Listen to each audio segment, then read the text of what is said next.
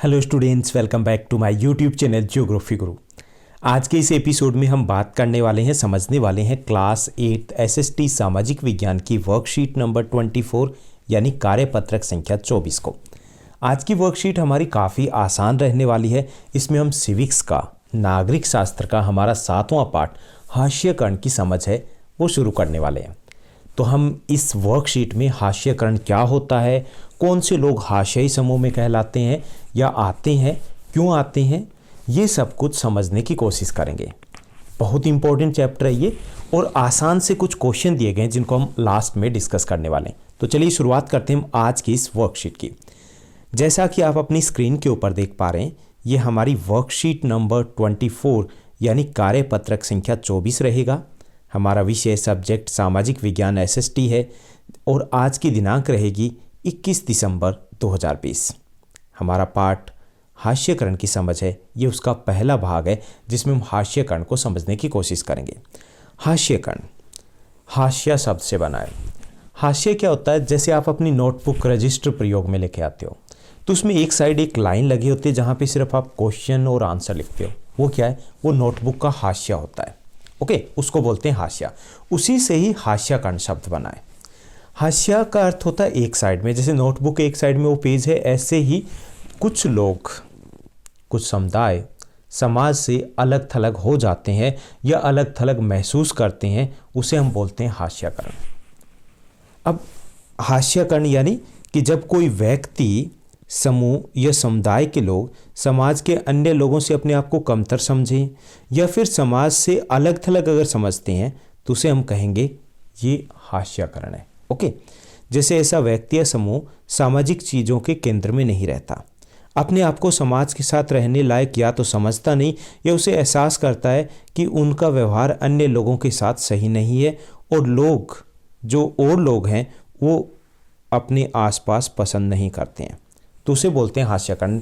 यानी कि समाज से एक शब्द में कहें तो, समाज से एक पंक्ति में अगर कहें तो समाज से अलग थलग महसूस करता जब कोई व्यक्ति या समुदाय, तो उसे बोलते हैं हास्यकरण।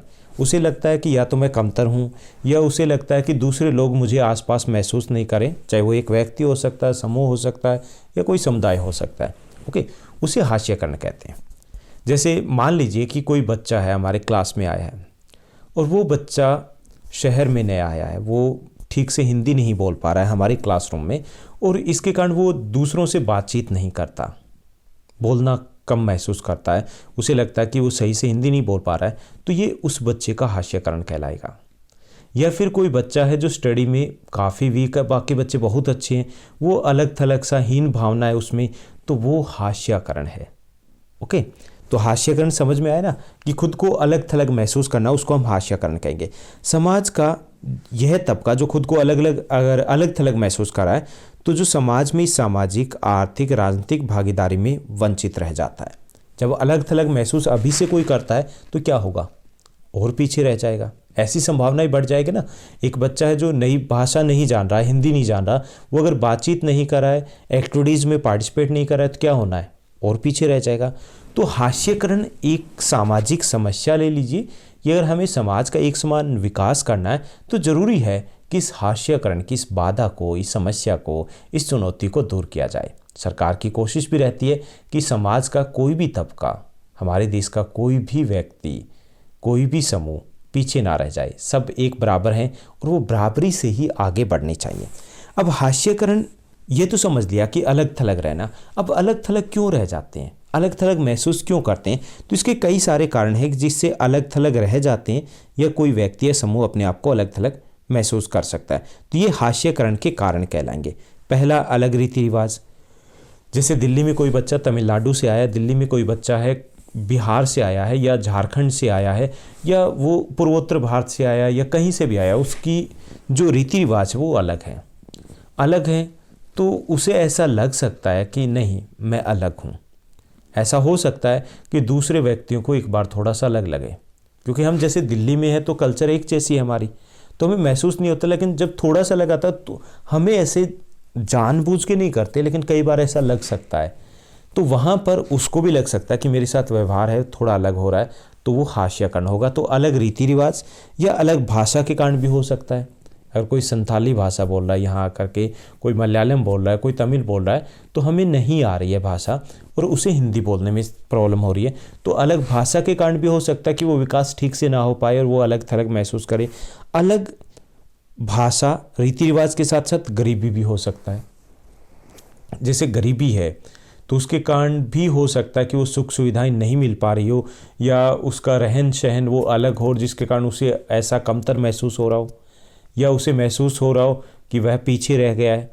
तो ये भी एक कारण हो सकता है। गरीबी कारण हो नहीं सकता, एक बहुत बड़ा कारण है कि समाज का एक तबका खुद को अलग महसूस करता है, कमतर महसूस करता है, पिछड़ा महसूस करता है। क्यों? क्योंकि उसके पास सारी सुविधाएं नहीं हैं, आगे बढ़ने के उतने मौके नहीं मिलते। ऐसे ही सामाजिक हैसियत में कमी, जैसे हमारे जैसे देश में जातिवाद का खूब बोलबाला रहा है। हालांकि जैसे जैसे हम पढ़ रहे हैं, समझदार हो रहे हैं, वैसे वैसे जातिवाद खत्म होता गया। लेकिन पहले के समय में ऐसा भी था कि जाति प्रथा के आधार पर भी ऐसा समझा जाता था, जो कि गलत था, अनुचित था। लेकिन ऐसे कुछ कारण हैं जिनकी हमने बात की कि गरीबी के कारण, अलग भाषा के कारण, अलग रीति रिवाज के कारण या अलग पहनावे के कारण हम जो हास्यकरण है उसको बढ़ावा मिलता है, या व्यक्ति समूह अपने आप को अलग थलग महसूस करता है। कई बार इस समूह को लोग दुश्मनी या डर के भाव से भी देखते हैं। अलग थलग किए जाने के कारण इस समुदाय के लोग सरकारी सुविधाओं, संसाधनों या कई अच्छे मौक़ों को फ़ायदा नहीं उठा पाते और अपने अधिकारों के लिए आवाज़ उठाने में भी चूक जाते हैं। क्योंकि जब कोई व्यक्ति पीछे रह गया, कोई समूह पीछे रह गया, तो उसके क्या होगा कि उसको सरकारी सुविधाओं का फ़ायदा नहीं मिल पाएगा, संसाधनों का उसे मौका नहीं मिल पाएगा, या मिल नहीं पाया था इसलिए वो पीछे रह गए हैं। और अगर मिल नहीं पा रहा तो इसका मतलब आगे आने वाले समय में भी उनको बराबरी पर आने में काफ़ी ज़्यादा समय लगेगा। ये लोग जिनके पास ज़मीन है, धन दौलत है और जो ज़्यादा पढ़े लिखे हैं, उनके मुकाबले में खुद को शक्तिहीन भी महसूस करते हैं। उनको लगता है कि उनका कुछ नहीं हो सकता, उनको लगता है कि वो बहुत पीछे हैं, वो बराबरी पर नहीं आ सकते। तो ये हास्यकरण कहलाता है। अब हम एक उदाहरण लेते हैं कि जो हास्यई समूह है, जैसे कि आदिवासी लोग हैं, उनका एक एग्जाम्पल लेते हैं कि कैसे हास्यई जो लोग हैं, वो जो आदिवासी लोग हैं वो कैसे हास्यई है, क्या कारण है। आदिवासी जो शब्द है उसका अर्थ होता है मूल निवासी, यानी कि जो उसी जगह के निवासी हो, उसे बोलते हैं मूल निवासी। ओके, आदिवासी जो है वो जंगलों के साथ जीते आए हैं हजारों सालों से और आज भी उसी तरह जी रहे हैं। भारत के कई राज्यों में मिलाकर के 8% जो आबादी है वो आदिवासियों की है। आदिवासियों को पुरखों के गांव या प्रकृति की उपासना करते हैं। ये आमतौर पे प्रकृति से जुड़े होते हैं आदिवासी लोग। ये वृक्षों की पूजा पाठ करते हैं या अपने पुरखों के गांव है उनको ही अपना ईश्वर या फिर ऊपर वाला उनको मान करके उनकी उपासना करते हैं। प्रकृति में जैसे पर्वत, नदी, पशु इत्यादि को अपना निवास स्थान मानते हैं। और हमने किताबों और फिल्मों में आदिवासियों के स्वरूप को देखा है। फिल्मों में आपने कई बार देखा होगा कि वो रंग बिरंगे कपड़े पहने होते हैं, मुकुट लगाए होते हैं, और हमें भी ऐसा ही लगता है कि हाँ ऐसा होता है और हमेशा डांस करते रहते हैं। कई मूवी में आपने भी देखा होगा, लेकिन वास्तव में ऐसा नहीं होता। वो भी हमारी तरह ही है, वो भी हमारी तरह ही है जो आगे बढ़ना चाहते हैं, लेकिन वो पीछे रह गए हैं क्योंकि शिक्षा की व्यवस्था वहाँ पर नहीं हो पाई है, विकास वहाँ पर नहीं पहुँचा है, विकास किसी कोने में रह गया है, रास्ता भटक गया है, तो उसके कारण वो पीछे रह गए। जहाँ तक पहनावे का है अर्थ है, तो पहनावा हर किसी समुदाय का, समाज का, संस्कृति के अकॉर्डिंग अलग अलग हो सकता है। तो उस जो हम जैसा मूवी में देखते हैं, टीवी में देखते हैं, वैसा आदिवासी नहीं होते। उनको लिए भी हमेशा ये नहीं कि वो डांस ही करते रहते हैं, नृत्य ही करते रहते हैं। आजीविका का सवाल उनके लिए भी है, पेट उनके पास भी है। तो वो काफ़ी पीछे रह गए हैं, ज़मीनें छीनी जा चुकी है, वन कम होते गए, तो उनके लिए भी एक रोजी रोटी का सवाल, ये संकट पैदा हो गया। आमतौर पे आदिवासियों को आज हाशिया या शक्तिहीन समुदाय के तौर पर देखा जाता है। वे अपनी ज़मीनों से दूर हो गए। क्यों दूर हो गए? क्योंकि वनों को काट लिया गया, वनों को कृषि योग्य भूमि में बदला गया है। वनों पर जहाँ पर जैसे खनिज इत्यादि के लिए खाने बना दी गई है, तो वन कम हो गए, सिमट गए। वन क्या थे? उन्हीं का घर थे। उनकी ज़मीनें छीन ले गई क्योंकि वो सीधे साधे भोले भाले होते हैं। तो जो आज की छल कपट प्रपंच है उसके तहत उनकी ज़मीनें छीन ली गई। तो इसके कारण वो मजबूर हो गए हैं शहरों की तरफ आने के लिए। जो आसपास के उद्योग हैं या निर्माण कार्य हैं वहाँ पर वो कम कीमत पर काम करते हैं।